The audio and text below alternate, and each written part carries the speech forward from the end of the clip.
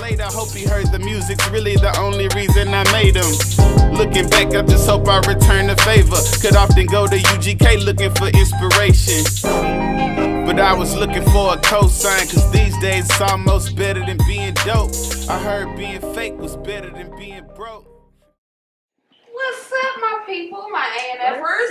What up, on that? Man, everything. So first I want to start off talking to Brianna a little bit.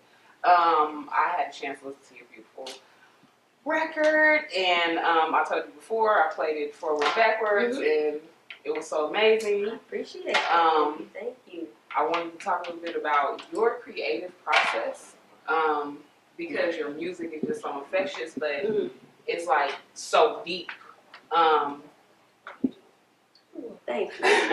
But I just wanted you to explain a little bit about your creative process. Is it something that you go into the studio and like you feel other people's vibes, or is it something like really reclusive for you?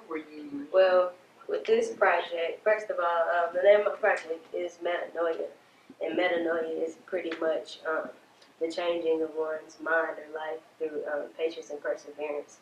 So, with this album in particular, the process was really different. I started writing this album, believe it or not. I know it's only 7 songs, but I started writing it like almost a year and a half ago.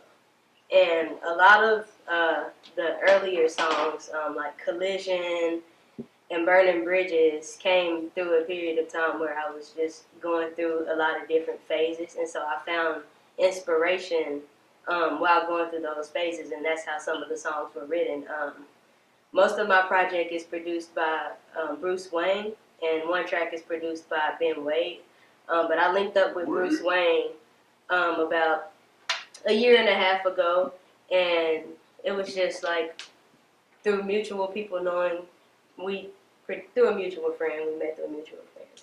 And so when we linked up, I told him, hey, well, I'm looking for somebody to work with me and that's willing to grow with me or whatever. And so we ended up meeting up every Saturday like clockwork and just making new content. And I would just write whatever it was at the time that I was experiencing. And at the time I was in school taking classes at Texas Southern. So I was in between the phase of trying to work, trying to go to school, and then trying to do music. And so because so much was going on, I kind of took a break from it. And so maybe like 3 months later, after we made like 2 or 3 tracks, 3 months later, we ended up linking up again, and that's how we completed pretty much the rest of the project. And then when we linked up 3 months later, the inspiration at that period of time came from just us linking up and just the type of vibe that I was feeling for the day. Like a lot of times he would come and tell me, like for instance with the song Yanoya, he just came to my studio and he would ask me like, what kind of vibe are you feeling today? And I actually tell him, I'm actually feeling real good today. And I'll give him a sound that I want to reference, and we'll build from that. And so the creative process for me is pretty much what I'm feeling at that moment. And other times it'll just be, I'll find inspiration like out of nowhere. I'm not the person that sits down, let me write this song. This is what I want to write about. That's not me. I just pretty much write about what I go through, or if inspiration for me just falls out the sky sometimes, I just call it a blessing. And so that's pretty much my creative process. And so what about you? Because I know, even though this is your second film, right, officially, because you were also in Q's last film. But for you, what about, because you're like a rapper first, right? You're a performing artist first. Right. So what is that creative process like for you? And then I'm going to follow up with, because I know you did writing on the film too, so follow up with that one. My creative process is more exactly the opposite of hers. I was just a guy, like in high school, I just wrote. You know what I'm saying? And rap really came from poetry for me. So I wrote, but for me, putting a song together is what I need the inspiration for, not writing. Writing is kind of natural. I can wake up one day and just decide, man, I want to write. You know what I'm saying? I see something and I just be like, I'm finna write about that. But making a song the same way, I just gotta be inspired. So I made a bunch of songs. You know what I'm saying? Wrote a bunch of songs and just basically picked out of the ones that inspired me and came up with Sunrise Over Bridehead. It came out with everything that I have already done. So all the ones that didn't inspire me, you probably won't hear them until later, or if I just feel like putting them out. So you guys both write your own music, and you both together, along with Q, wrote some of the script, right? Yeah. For the film, Yes. for Rumination. So was that process different? Like, how did you transition from writing a song to writing a script? I think you start with the vision first. You know what I mean? So once the vision was set and we was all able to sit down as a collective and come to an agreement on the vision, then it was easy to write about it. You know what I'm saying? Because if us four don't start, it actually started with a million of us going to South by Southwest. It was a bunch of us. So we had a bunch of shooting to do, bunch of different people to deal with, and it ultimately didn't work out. So if we don't have the same, and we don't ride together to South by Southwest, if we don't be in the same hotel for South by Southwest, we don't realize all we need is right here. And then we came up with the vision for us to just do it and move on. Don't worry about what everybody else do. So once that came about, we just all got together, sat down, came up with the vision, and after that, writing was super easy. So in terms of that vision, Q, I know you came up with, like, this is your concept, this is your baby, something you've been working on for a while. How did you come up with the vision for Rumination? Well, it's kind of exactly what Buddy said. It wasn't just me this time. It was just the collective group of us looking for something to do in film regarding a short film, off the inspiration of Cold Summer, really. So it was really all of us. Like he said, before we went to South by Southwest, we were planning to write a different film. And then the movie Get Out just came out. And this film was very similar to that, just coincidentally. And after I saw it, I was like, man, I'm not as inspired to do this because we've seen somebody do this already. It wasn't the same. I don't take anything away from Get Out. Like, it was super dope. It was so dope, I was like, we can't do it. You know what I'm saying? Like, they killed that. So we was like, no deal. But we detoured from that idea and created something on the way to South by Southwest because we had this dope cabin we were about to stay in. And it just ended up being an overwhelming experience, period, at that moment. We had a lot of our team there. A lot of people wanted to be involved in the movie. Several different cinematographers there. Clashing ideas mixed with a long day and this super dope cabin that we all were really not focused on enjoying. Instead, we were trying to figure out how we can work. So ultimately, I feel like, kind of as the leader of the group, I just made a decision early on. Let's just chill and enjoy the moment. Like, you know what I'm saying? We really haven't had a chance to just fellowship with each other in a calm environment. And especially we sit in this big mansion of a space and we don't get to enjoy this. We're going to work too. So I was just like, let's just chill. So it ended up being the best decision because that birthed Rumination. We just decided to do something different on the way home. And that was the writing of this movie. So it was me, Bree, Buddy, Destiny Barnes, and Deja Vu PR. We all rented an SUV and we were just riding together. So basically, Deja Vu and they were just riding and all of the artists were in there brainstorming. Destiny is a writer. She writes books, by the way.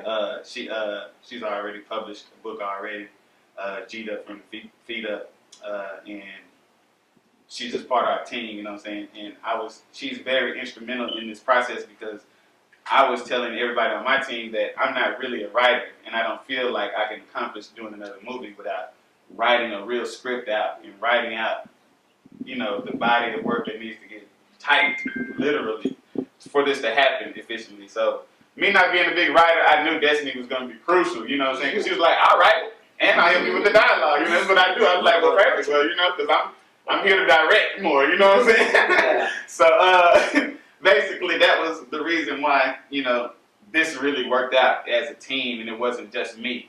And then all of these guys are very like-minded, artistic individuals, so coming up with a vision for us, per se, wasn't hard because we all kind of have a lot of the same views on things. So coming up with something that we wanted to present ourselves and come across a movie doing and representing wasn't something we had to battle with, you know what I'm saying? I'm sure a lot of people, I mean, me personally, I haven't worked with certain people because of what they stand for, what they saying on the track, or, you know, what they believe in, really, because I'm not, you know what I'm saying, don't label me holier than thou, but I'm a religious person, and, you know, I just want to do certain things. So, with all that in mind, you know, it was just easy to work with these people because we all know each other and we all cool. There was no clashing, and that's how we did it. That was gonna be my next question, because even just talking to you two, just y'all creative process is so different. Like you said, yours is the exact opposite of hers. So for y'all to be able to work together and like with those different creative styles, and then to create one script, like it wasn't like take mine, like for y'all to come together and it's just like the spirit of it, this teamwork, like. Why do you think y'all flow so good? Why do you think y'all work so good? Is it, I know, like you said, y'all kind of, you know, have the same mindset, but genuinely liking what each person have to offer. Like, we all have like-minded ways, but we all are very different. Very different, you know. So if I don't like Q Guyton, what he stand for, or his music, or his personality, I don't become A&F. And likewise with him, he's not going to allow me to become A&F if he don't like what I stand for. You know what I'm saying? That's a natural bad decision. You know what I'm saying? You're just making a decision based off of, oh, he's talented or whatever. So it's just our characters match, and then we like what each other do. Also, good energy. Energy is everything, especially to me. Like, I've always been the type of person where I can just instantly pick up on people's energy. I can feel it. And so, pretty much, like, every time I come around, of course, Destiny is my sister, but even with these two, like, the energy is just always positive. And, you know, that's a major factor to me. Like, I have to be around. There's too much negativity going on in the world to let that consume me. So I would rather be surrounded by positive people with great energy. We all have the same vision. We all want to do the same thing. We all ultimately, you know, want to build our brand. And so that's just one of the major things that played a pivotal role in just us being able to work together and work efficiently was just great energy and having that same vision. I personally don't like working with neither. You know what I'm saying? Buddy Rowe, he be late, she be late. And then he pick his hair over here when he eat. And my wife, she be like, you know, Buddy pick his hair at the kitchen table while you playing Monopoly. I be denying. I'm trying to wake up and like, man, you know, I didn't see the hair, so that's a problem for me.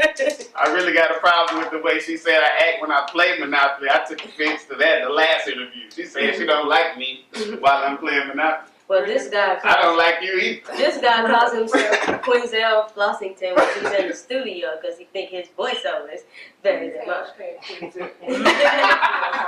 or McCole P. Henson, because that's my name when I get there. And this is Deja Chestnut. He trying to change his name. He don't really like his name. Yeah, he doesn't like his name. I love my name. What are y'all talking about? Thank you. Pay attention. McCall. No, I like working with these guys, though, man. As for my side of the story about working with them, I think it's the same. I kind of answered it before you asked. So, Really, their feedback was just additional. I'm glad to know you guys like working with me, man. Sometimes. When you're not screaming, set please. Oh yeah. Hey, man, Direct the guidance. that's the best part about being a director now, though, because I can just use my personality to get people to shut up. And I just scream out, set please, and now everybody who works with us, they kind of know that means be quiet. Sometimes you really got to tell boys, hey, bro, be quiet. And then they still making noise. You got, hey, can you be quiet? So now I just say, set please! And everybody like, who is this dude? What is going on? That's a testament, though, to the respect level that you guys have for each other, too, though, because there are some people who can't separate it. Yeah. It instead of it being, you know, Just what I it feel is. just what it is. This business, it would be he act funny whenever the cameras come on. He be acting funny. He talking about set, please. Yeah. Just talk to me like you better. No, we ain't in a regular set, you know. Yeah. Spring apple. I'm sorry, this is one of the best properties you can get. Yes, You been paying for them properties over there, bro? Oh, yeah, man. Don't be cheating for the camera. We're playing We got it on camera. We're playing all honest today. It will be filmed, so hey, that's, you know what? We got proof now. We can rewind the tape. You're at the AMF toll roads, ma'am. But go ahead. I'll take her. I was gonna ask Brianna. I wanted to know. Usually, you rapping in the studio, you flowing, singing, but now you act. Tell me, because we talked earlier, Yeah. and I was telling you, as a performer, I don't perform. I'm not a singer, I'm not a dancer, or anything like that. But we assume from outside looking in that it's just nothing for you to just perform on the spot. Yeah. And you were telling me, you were telling me it wasn't quite like that for you. Yeah. Tell us a little bit about that. It's a lot of preparation that goes into anything you do. Like, it doesn't matter whatever I'm doing, whether I'm acting for the first time or whether I'm performing or anything that I do. I take it serious, and I get nervous a lot. Like, I really do, and it takes a lot of just preparation. It's easier when you rehearse what you're supposed to be doing, you know, practice what you preach.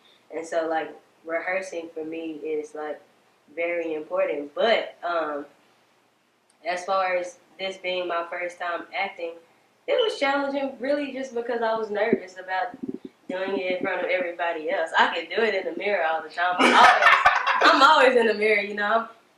I like to play Taraji P. Henson, Baby Boy, in the mirror a lot, and I always felt like, yeah, this is easy. Like, I got this in the bag. Whenever I start acting, man, I know it's going to come natural, but it's just like, when it comes to that moment, total opposite. I'm like, dang, I'm freezing up, I'm nervous and shaking, trying to be cool, but actually, like, acting, like, on spot or on set is easier than going in the studio and doing the voiceovers. I was telling you earlier, like, the voiceovers part for me is the most challenging because, like, when you're on set, it's not really being recorded. It's just the gestures and the mouth movements or whatever. And then when you get in the studio and do the voiceovers, you actually have to follow up with that. And so the only reason why I would get nervous is because every single time I do voiceovers, it just happened to be the day when everybody want to come over. When they did their voiceovers, there wasn't nobody here. But everybody comes over when I do my voiceovers, so it's just like I literally have to mentally prepare and I have to rehearse. And yeah. What about for you, baby? What is it like? Are you nervous? You don't seem nervous at all. You seem like you be down for whatever. Like, Pretty much. camera action. Yeah, I pretty much be down for whatever. I be waiting for it, man, and that's just a part of, I don't know, me taking joy in new challenges and new things. You know what I'm saying? Like, there was a lot of bloopers, and when he put them out, it's just gonna be all fun and games. But there was a lot of bloopers on my end and on everybody's end. But I would just say my end because I'm gonna make it a joke. It's gonna be a joke for me. But yeah, man, I just look forward to taking on new challenges all the time. So I'm never really nervous. So So what's next for you? I don't know. I might try skydiving. Look at you. Let's die. Sky. Well, let's stick to like career wise. What's next for you? Surprise. I don't know, man. Well, Sunrise dropping song. Sunrise over Broadgate. That's my new project. I don't like to call them mixtapes, but they're not albums because we're not putting them out on the label. But my new project dropping July 5th. They need to go get that. We're gonna release it like it's like a collective. It's like a collective way we're releasing it and marketing it. So that's coming soon. Rumination coming soon. And we got another film that we're trying to work on right now. So. Hey, right.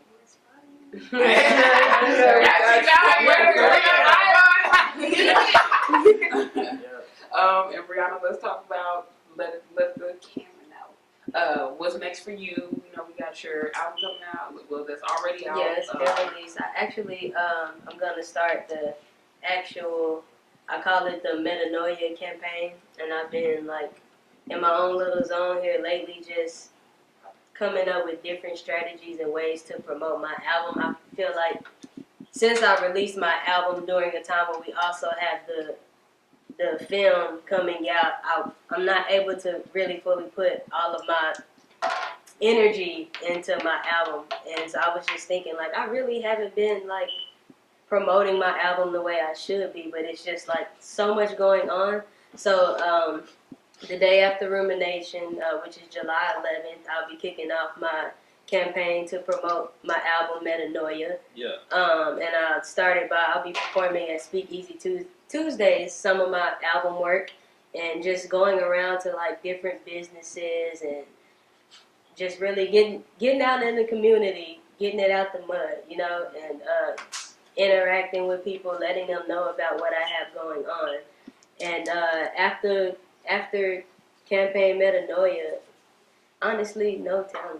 Like, stuff happens every single day. It's always something new. I'm constantly in the lab writing, but the thing that I try to do the most, or what I tell myself, is every day you need to be progressing. Whether it's writing a song, whether it's writing a script, or whatever, you need to be doing something and moving forward. So, what is that drive that keeps you The pushing drive? forward? For me, just I'm not gonna say what I lack, because I don't necessarily. I feel like ultimately, like, I'm blessed, but there are still struggles that I deal with financially, or that my family may deal with financially. So it's just really the drive for me. Besides the fact that I always have, I feel like I have to tell my story, and I always want to leave a piece of me, a piece of myself, for the world to see, even when I'm dead and gone. I'm actually come back to that, but ultimately, just like wanting to make a better life for myself and for my family.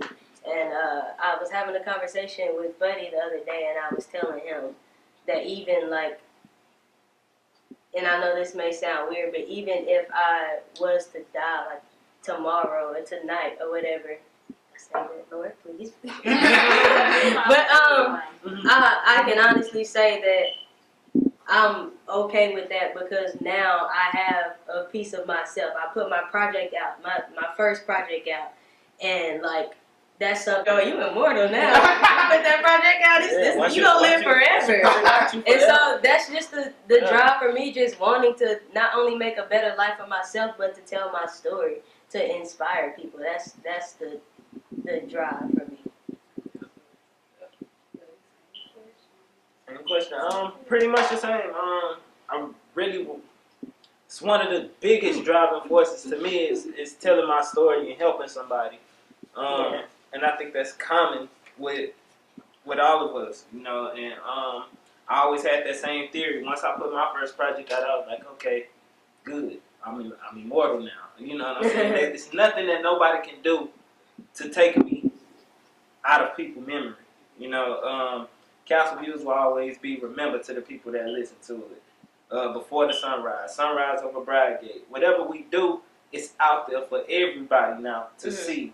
So it's nothing you can do to delete that. You can't delete that. You can't take back what we've done, and everybody will see that. So that drive me, and just the fact that I want to be the best. I genuinely want to be the best. Like that was one of the biggest factors of even me joining A&F. I saw a challenge in Q Guyton. This guy pushes me. You know, he pushes me in every aspect. You know what I'm saying? Even just seeing how he is with his son and seeing that how he is as a man. I want to be the best at all of that. So I look at that and I see it as a challenge, and ultimately just want to be great at everything I do. So is there any advice that you guys would give to young actors or rappers, singers, people out here trying to kind of make their own way, who might feel like, you know, it's too much, can't do it, can't see the light at the end of the tunnel? Is there anything you want to say to them to encourage them today? We can start with you. The Lord. You can believe in God, you can believe in anything, man. That's been my driving force. You know, and I used to not just say it so much because people are just so touchy about religion, but I mean, that's really has been my strong force to do everything. Everybody who knows me knows that it ain't been no easy road for nothing, so of course, that's $35. I just gotta say that, man, every time I can think about a time where I was thinking negatively, that's what brought me back to the positive light. So that's all I got to say about that. I would say, apart from what Q said, because that is very important, but self-belief. Mm-hmm. You have to believe in yourself. Nobody is going to believe in you but yourself. Well, people are going to believe in you, but nobody is going to believe in you first. You have to believe that you can do whatever it is you were set on this earth to do, or whatever it is that you want to do. You have to believe in that. You have to believe in what you do and in your craft. I've been in a place where I've struggled with it for so long. I didn't believe that I was great. My voice to me used to be very annoying, and I just got to a point where, look, this is what God gave me. Even if I don't like where I'm at now, I understand that I have to work on that, and I have to, you know, constantly water my seeds every day. And ultimately from that, I fell in love with it. I used to hate my voice. Now I love my voice because I realized it's something that God gave to me, and I started believing in my powers, and I started believing in my gifts and abilities. And like the Bible says it best, your gift will make room for you. So once you feed into your gift and you believe that you can do it, you'll be amazed at what kind of doors He will open for you. Mm-hmm. And also a lot of what you put into things, like that's really being shown through for me. Yeah. Like when I put my all into something, I see the results. And then when I don't, I see those results. Right. You know what I mean? And you can see when people, they definitely cling to the better results. Yes. And then they know when you truly trying to do something that's dope and you actually achieved it. And that's kind of what pushes most artists when they see that they crossed over to make somebody else a believer. Yeah. You know what I'm saying? Ooh, Once you see that, then sure. it gives you more encouragement for yourself too. And at the same time, you know, everybody say you gotta believe in yourself first. You gotta believe in yourself first, and you do. But that extra boost when somebody else does, that sends you home. Yeah. You know what I'm saying? It is. For me, It's like the verification. Yeah. For me, I mean, I'm a testament to that. I didn't believe, like, I used to real life, like, do ciphers every morning, freestyle, and then do poetry every night with my cousin and stuff like that. But I didn't believe that I could actually do it until I had a show. And I was actually, before this, just due to generational financial struggling, I was gonna go to the military, and because I was like, man, what other way is there? You know, I don't see college working out for me. Though I'm smart, I just don't see it working out for me. I don't want to do this. I don't want to do that. I don't want to do that. And so it took me having a show, and after the show, my dad sat me down and he was just like, you can't go to the army. You can't go to the military. I don't know how I'll be able to live with myself if I allowed you to do something like that, knowing you have the gift. Mhm. So that outside force, sometimes that do give you an unreal boost of confidence in yourself. I made you believe like that, and you were super. Yeah, go ahead and go to the military. I don't want you to end up like me. My daddy been to the pen, all that. My brother been to the pen. Everybody that I really know, kind of. So I was the only one never been arrested. You know, they kind of looked to me towards like, you got to be the one to be the curse breaker. So that was a lot of pressure on me. But once he said that, that took a lot of pressure off me and was like, okay, now I got to work on something that I know I'm one of the best at. You know, this is what I do. I do this all the time anyway because I love it. So that outer belief sometimes, that's it too. But I also believe in myself. I'm cold. I love Believe it. and be that 16. Well, look, that was going to be the end, but I do want to get one last thing. I want to talk to We you. enjoying it. Oh, that was too quick. Yeah, we done. We can really start over and play the real game, man. You can join in this game. Really, Look, let y'all we just go. talking like it was me and y'all. Yep. But what I wanted to ask you is just because we know it's been about a year since the last film. Tell me the difference in that. Like last year, we were really excited. I loved it. But I did hear your interview last night where you said that this is best. Yes. Tell me, like, and I know that now, after having that initial experience, and that then you were able to build on that. But what's the differences? What was the difference between doing Cold Summer and doing Rumination? There were some very key differences. And as you know, we freestyled that movie, so I won't even go through the whole spiel. But this movie was just looked at differently, not only by me, but by the whole team, because Cold Summer kind of was more so my baby than everybody else's, maybe me and Dope, because that was the one that people didn't know what we were fixing to do. They've never seen me shoot no movie. You know, that was pretty far-fetched at first. So there wasn't a lot of compliance when it came down to, can you do this or can you help with this? It was really if they help with this and if they do this and if this person shows up, then I can do this. On top of the fact that this was the first time I had ever done so. So that leads me to say the key thing was sound. We had a sound team with us this time.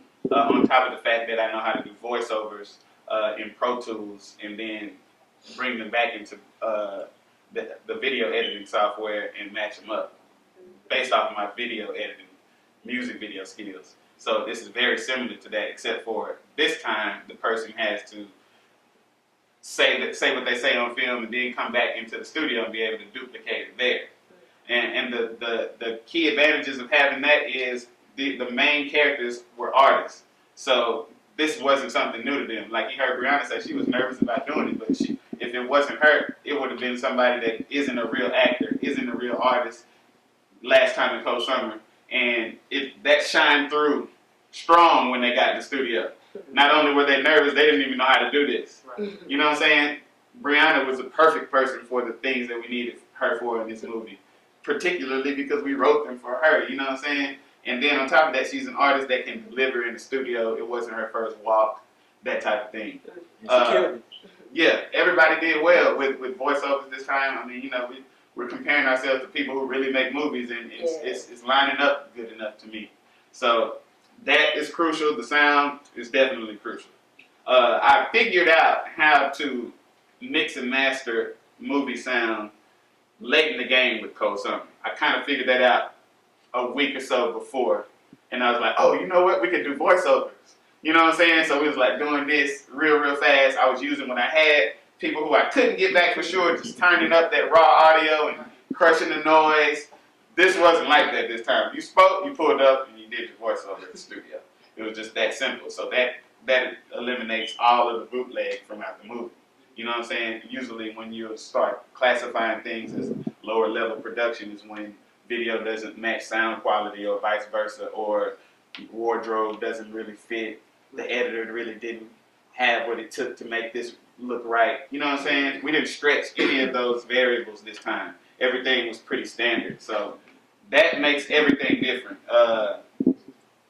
On top of that, we had key people who were dedicated to filming this film. It wasn't just random people who were pulling up to shoot. Then I had to figure out what camera do you have, what lenses do you have, does that line up with what I want to use, is this going to match what I've been exporting in, and vice versa, you know, all the technical stuff. Didn't have to do that this time. We had a dedicated camera, we had a dedicated team, we had a dedicated behind the scenes camera, we had dedicated sound, and we had a dedicated cast. So pure dedication sets the difference between Cold Summer and Rumination. After people saw Cold Summer, that made them believers in Rumination. You know, now people will definitely say, hey, I'm going to pull up, because they know what they working with. If you know me, you know I'm trying to work on something big. I'm just not the dude no more. I'm really working on something big. I'm not even going to be modest about it. Like, I'm really trying to go live, so I don't play about it. If you're not really going to pull up, I'm going to know. I'm going to talk to you. I'm going to know if you're going to pull up. And I'm going to say, nah, you're just not ready to do this right now. No disrespect to you or nothing, but this is serious for me. Like, we literally trying to pay bills. Yeah. You know what I'm saying? So, It's really our life. when you consider that part and consider that I got a kid, you know that I'm not playing. So all of that is self-explanatory. But so those things just really made the difference. The dedication between the cast, the people filming, and actually having sound this time and knowing what to do with it. So all we was really missing this time was a good storyline, I feel like, and I think we kind of accomplished that. I mean, you know, we kind of stretched things a bit because we're kind of like thinkers on a, you know, on a creative level. But we didn't push too hard on the deepness of this movie. And I kind of learned that just by doing my research, you know, just being a student of the game. I even told Buddy that just yesterday I found a way that we can make the movie better by just adding key parts of sound quality, not quality, but just elements like adding in an extra voice in the background of conversation that has nothing to do with the main conversation. Yeah, somebody walked by, they could have been talking for real, and that type of stuff makes an ambiance sell that scene more so than just watching it raw like that. Because I've seen myself take the raw audio out of a video frame and then replace it with the studio quality audio, and I feel like it looks different. Yeah, I'm like, what? Wait a minute. Did this get clearer? You know what I mean? Yeah. I was like, man, that totally changed how I feel about the scene. Like, because some of the scenes, I felt like they weren't colored right until I added the sound. I'm like, oh, this was fine. It just sounded bad, so I thought this was bad. You get what I'm saying? So it just really goes hand in hand with what I learned from music. Like, when I didn't have my music mixed and mastered right, I would present it to people, and they would know off the rip. Regardless if this was a great song, they would tell me, you need to record this better. And as an artist, when you don't know better, you come up thinking you're supposed to know what I'm going for. You know that I didn't have Universal Studios record this. Do you like the song? But that's not what counts. That really doesn't count, bro. I could have the greatest movie, and if we shot it on my cell phone, it could be the same line, same place. People are going to be like, that was terrible. You get what I'm saying? So knowing those things, I feel like this just puts us at an advantage immediately. And now we're just waiting on this lucky robot guy. You owe me $80 in this mama. $80? Yes. 10 times? She got both of them. pay me my money. When did you buy both? She landed. All right, you guys, thank y'all so much. Man, thank y'all. Thank you, man. It's a pleasure having you again. I'm glad you came for us. Thank you for having me. Thank y'all for having me. This is, I mean, I know y'all busy people and everything, you know, y'all write these blockbusters and things like that. So I thank you guys for scheduling some time for me, and hopefully y'all can let me get in on some of this A&M. Oh, yeah. Really want to start over. What's good? It's your girl, Brianna McCole. I just released my album, Metanoia. You can find it everywhere on Apple Music, on Spotify, on iTunes, on Tidal, Google Play, Amazon Music, YouTube, all of that. Also have a single out right now, Yanoia. The video is on YouTube. It's amazing, featuring Q Guiding. On July 11th, I have a performance at Speak Easy Tuesdays. I'll be campaigning my album Metanoia. On July 10th, rewind to the day before that, will be the Rumination movie premiere. So y'all have to come and check that out. Rumination is going to be a dope movie starring myself, Q Guyton, Buddy Roll, and Destiny Barnes. It's going to be really dope, so be sure to come check that out. You can follow me on all social media platforms at Brianna McCole, BreonnaMicole. Yeah. What's up, man? It's your boy Q Guyton. You can follow me on all social media at QGFresh. I tell people all the time I don't post on Facebook and stuff no more, man. So I just hit my little Instagram and Facebook and Twitter thing. So QGFresh on Instagram. Rumination drops on July 10th exclusively. Come out to the premiere. Have a good time, man. I don't know what else I'm supposed to be saying, but I am so happy to be here. It's your boy Buddy Bro checking in with Houston Media Exposure on this Ain't Nothing Not. Just had a terrific interview. Be sure to check us out July 10th at the Match Houston for our movie premiere. Sunrise over Broadgate coming soon. Follow me at Buddy Bro 100. I'm out. It's your girl Brianna McCole, and you are now rocking with Houston Media Exposure. What up? It's your boy Q Guyton. You're now rocking with Houston Media Exposure. Shit. Wake and bake up another day up to make a way up for A and F up, and I don't F up, but if I do, you'll never find out until I fess up. Me to you, that's the best connector. To be the connect, you still gotta connect up, and every time you think you fresh, I'm fresher. Type of nigga, make you step you fresh up. And nevertheless, I never settle for lesser. The best, the rest need to better their efforts, a F for that. Need a vest for that. Holding text, he need a rep for that. Handed less and started stretching that. Mama told me that I'm blessed. In fact, as I left the house, she say she proud. I wonder what it's about. Up and out the hood, the back way I had to